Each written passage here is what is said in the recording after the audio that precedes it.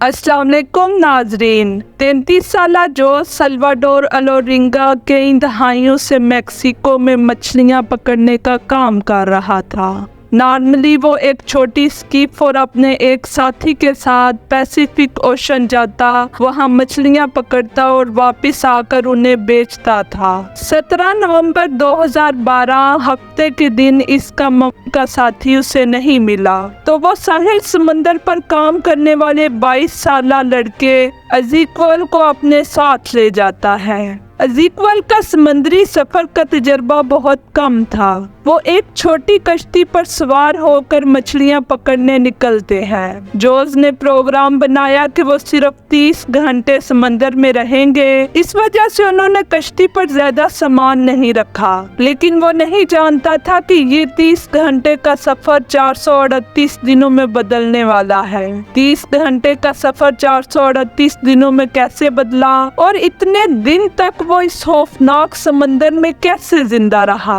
Detail जानने के लिए मेरी वीडियो को एंड तक देखें, और अगर आप मेरे चैनल पर नए हैं तो मेरा चैनल सब्सक्राइब कर दें और बेल आइकन को प्रेस कर दें ताकि आपको मेरी नई आने वाली दिलचस्प वीडियोस के नोटिफिकेशंस मिलते रहेंगे। नाज़रीन, पैसिफिक ओशन हमारी सोच से भी बड़ा है। हमारी जमीन पर 5 समंदर हैं, इनमें पैसिफिक सबसे बड़ा है। पैसिफिक ओशन हमारी दुनिया की ज़मीनी रकबे से भी बड़ा है। हमारा ज़मीनी रकबा 148 मिलियन मुरब्बा किलोमीटर पर फैला हुआ है, जबकि पैसिफिक ओशन 165 मिलियन मुरब्बा किलोमीटर पर फैला हुआ है। पूरे समंदर में सिर्फ चंद जजीरे हैं, इनमें भी ज्यादातर जजीरे वो हैं जिन पर आज तक किसी इंसान ने कदम नहीं रखा।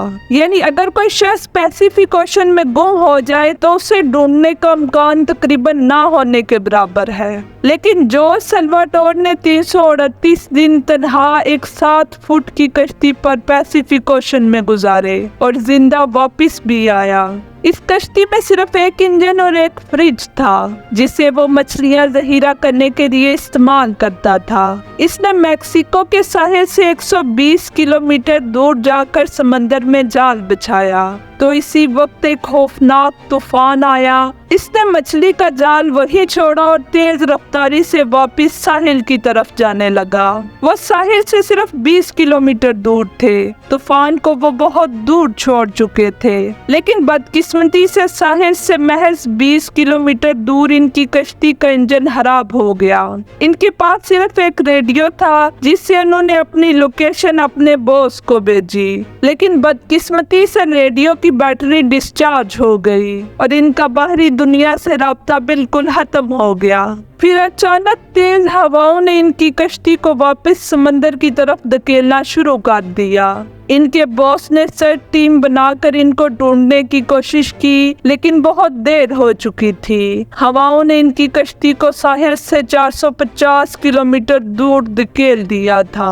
वो समंदर के इस हिस्से में पहुंच चुके थे जहां हर तरफ पानी ही पानी था। इनकी कश्ती इतनी छोटी थी कि उसे दूर से देखा भी नहीं जा सकता था, और ना ही इनके पास आग लगाने वाली कोई चीज मौजूद थी जिससे आग लगाकर वह धुएं से इशारा दे सकते। जोस और उसके साथी को अंदाजा हो चुका था कि अब इनका जिंदा रहने का कोई इम्कान नहीं है। खाना जो वो अपने साथ लाए थे वो खत्म हो चुका था।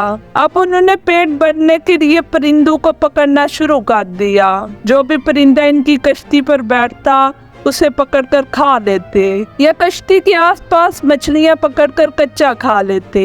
चूँकि समंदर का खारा पानी पीने से इंसान की मौत वाक़या हो सकती है, इसलिए उन्होंने प्यास बुझाने के लिए बारिश का पानी पीना शुरू कर दिया। जब बारिश होती तो वो प्लास्टिक की बोतलों में पानी भरकर स्टोर कर लेते, लेकिन जब काफी दिनों तक बारिश ना हुई तो उन्होंने प्यास बुझाने के लिए कछुओं और परिंदों का खून पीना शुरू कर दिया। इसी तरह दिन महीनों में बदलने लगे। वो जिस ज़हनी अजियत से गुजर रहे थे इसका तस्वर भी नहीं किया जा सकता।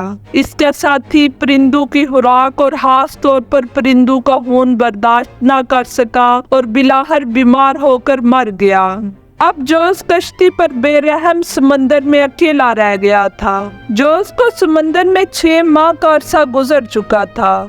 फिर एक दिन इसने दूर समंदर में एक माल बरदार जहाज को गुजरते हुए देखा, जिसे देखकर इसकी जिंदा रहने की उम्मीद फिर से जाग उठी। जोस ने हर तरह के इशारे करके जहाज को रोकने की कोशिश की, लेकिन बदकिस्मती से जहाज के अमले को ये छोटी सी कश्ती नजर नहीं आई। इसकी जिंदा रहने की उम्मीद एक बार फिर से टूट चुकी थी।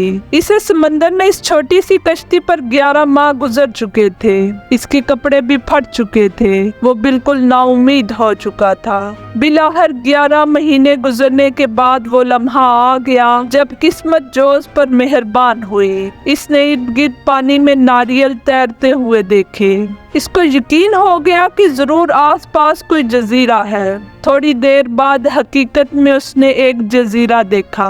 उसे डर था कि एक बार फिर से कहीं जजीरा छूट ना जाए, इसलिए उसने पानी में छलांग लगा दी और तैर कर जजीरे पर पहुंचा।